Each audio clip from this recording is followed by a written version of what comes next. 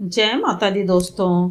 शुभ नवरात्रि, शुभ दशहरा 2023। एकादशी तिथि कब है, शुभ मुहूर्त कब है और इसका पूजन कैसे करना चाहिए, क्या करना चाहिए, यह आज हम चर्चा करते हैं। तो इस एकादशी को पापांकुश एकादशी भी कहा जाता है। एकादशी तिथि 24 अक्टूबर को दोपहर 3:20 पर शुरू हो जाएगी और वहीं पर एकादशी तिथि समाप्त होगी 25 अक्टूबर को 12:40 तक।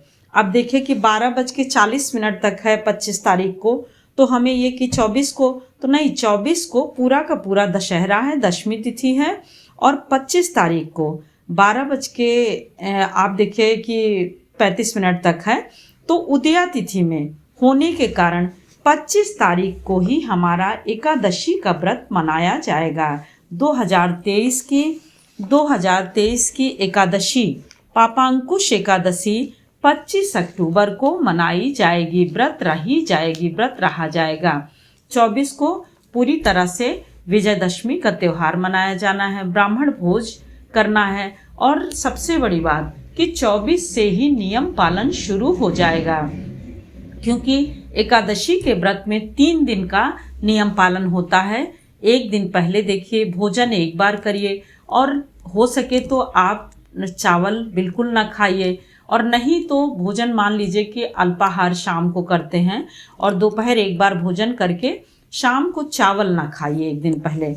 और एकादशी के दिन जैसे नित्य आप उठते हैं, नित्य क्रिया करते हैं, स्नान आदि करते हैं, शौच आदि से निवृत्त हो करके सुबह सबसे पहले स्नान करिए। तो देखिए कि गंगा स्नान हो संभव तब तो करिए, और नहीं तो फिर अपने नहाने के जल में गंगा जल मिला करके आप स्नान करिए। स्नान करके स्वच्छ वस्त्र धारण करिए। स्वच्छ वस्त्र धारण करके सबसे पहले पूजा का यानी एकादशी व्रत का संकल्प लीजिए। फिर आप अपने मंदिर में जा कर के मंदिर की साफ सफाई पवित्र करके गंगा जल से स्वयं को और वस्तुओं को पवित्र करके पूजन आप शुरू करिए। यदि आप चौकी पर पूजन करना चाहते हैं तो चौकी पर लाल पीला कपड़ा बिछा करके उस पर विष्णु भगवान की मूर्ति या फोटो रख करके उनकी पूजा विधिवत करिए। धूप दीप और अक्षत नहीं चढ़ाना है। अक्षत के रूप में आपको काला तिल या सफ़ेद तिल का प्रयोग करना होता है और पीली वस्तुओं का प्रयोग करिए। पीली वस्तुएं विष्णु भगवान को बहुत ही पसंद है। पीला भोग, पीला फूल, पीले वस्त्र, इन सब चीज़ों से उन्हें प्रसन्न करिए और स्तोत्र का पाठ करिए, विष्णु भगवान के मंत्र का जाप करिए। इन सब से एकादशी के व्रत को अपने हम पुण्यदायी और फलदायी बना सकते हैं।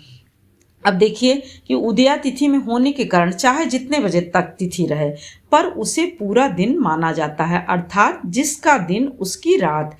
इस दिन बहुत सारे शुभ योग हो रहे हैं, परंतु 2 शुभ योग बहुत ही उत्तम लग रहे हैं, जो कि ध्रुव योग और वृद्धि योग है। इस योग में पूजा करने से सभी चीज़ों में वृद्धि होती है और सभी चीज़ें बहुत ही निश्चित तौर पर बढ़ती हैं, उन्नति होती हैं और सुख समृद्धि बढ़ती है। इस प्रकार से 25 तारीख को अपने व्रत को पूरा करके और द्वादशी तिथि के जो भी मतलब द्वादशी युक्त जो एकादशी रहती है उसका बहुत ही महत्व माना जाता है, और इस एकादशी पर जो भी पूजा की जाएगी वह अनंत फल प्राप्त कराने वाली होगी। तो इसलिए अपने एकादशी के व्रत में पूजा पाठ भोग प्रसाद जरूर करें। तुलसी जी की भी पूजा अवश्य करें, तुलसी में दीपक जलाएं, विष्णु सहस्त्र नाम का पाठ करें। इन सब के द्वारा आप अपने एकादशी के व्रत को बहुत ही पुण्यदायी और फलदायी बना सकते हैं। इस प्रकार से दोस्तों ये देखिए कि एकादशी का व्रत जो है, अब ये देखिए कि इसी के समय से एकादशी जैसे ही लग रही है, एकादशी से ही कुछ लोग कार्तिक के नियमों का भी पालन शुरू कर देते हैं। कार्तिक स्नान हो गया, कार्तिक महत्व हो गया, और उसमें कार्तिक माह में क्या ऐसा करें कि जल्दी से मुक्ति आदि प्राप्त हो। यह महीना विष्णु भगवान का प्रिय महीना माना जाता है। इस महीने में किए गए स्नान, दान, पाठ, पूजा पाठ, स्तोत्र का पाठ या फिर कोई मंगलकारी जो भी आप करते हैं, पूजा पाठ, धूप दीप नैवेद्य कुछ भी, तो वह कई गुना यानी अनंत गुना करके फल प्राप्त देता है।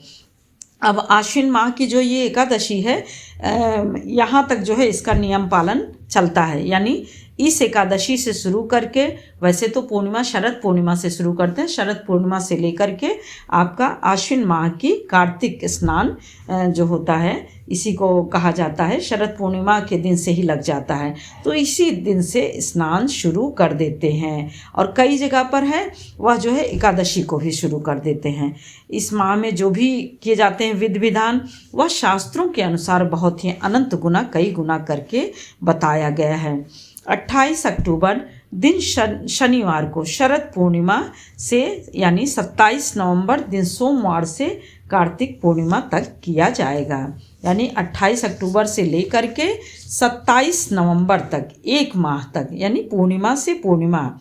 और उसी में बहुत लोग हैं एकादशी से ही शुरू कर देते हैं, परंतु जो विशेष रूप से होता है वह पूर्णिमा से पूर्णिमा यानी 27 नवंबर दिन सोमवार से लेकर के 28 तारीख को यानी 28 अक्टूबर से दिन शनिवार से शरद पूर्णिमा से लेकर के 27 नवंबर यानी 28 अक्टूबर से 27 नवंबर दिन सोमवार तक कार्तिक पूर्णिमा तक मनाया जाएगा।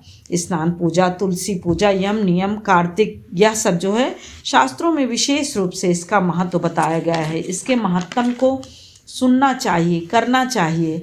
और पूर्णिमा तिथि जो है देखिए 28 को जो है प्रारंभ हो रही है 4:17 से, और पूर्णिमा तिथि की समाप्ति वहीं हो रही है 29 अक्टूबर को 1:00। अब जहाँ पर प्रदोष व्रत की बात करें तो देखिए कि एकादशी प्रदोष व्रत जब एक साथ रहें, जैसे कि आप देखिए कि 25 को ही एकादशी व्रत है और 26 को प्रदोष व्रत है।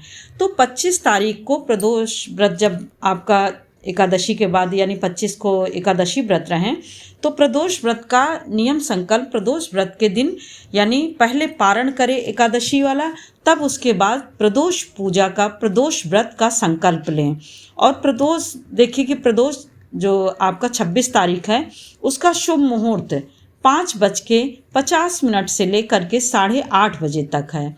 अब इसमें देखिए कि पारण कैसे करना, तो पारण पहले सुबह करके, सुबह जैसे ही आप भोर में उठिए, स्नान ध्यान जैसे सब कुछ करते हैं उसी तरह करके सबसे पहले एकादशी के व्रत का पारण, चूँकि हमें अन्न नहीं खाना है तो हमें तुलसी दल और गंगा जल से आपका पारण करना होगा। पारण करने के बाद फिर उसके बाद प्रदोष व्रत का संकल्प लें, क्योंकि यदि आप पारण नहीं करते हैं तो ऐसा कहा जाता है कि वह मनुष्य पाप का भागी माना जाता है।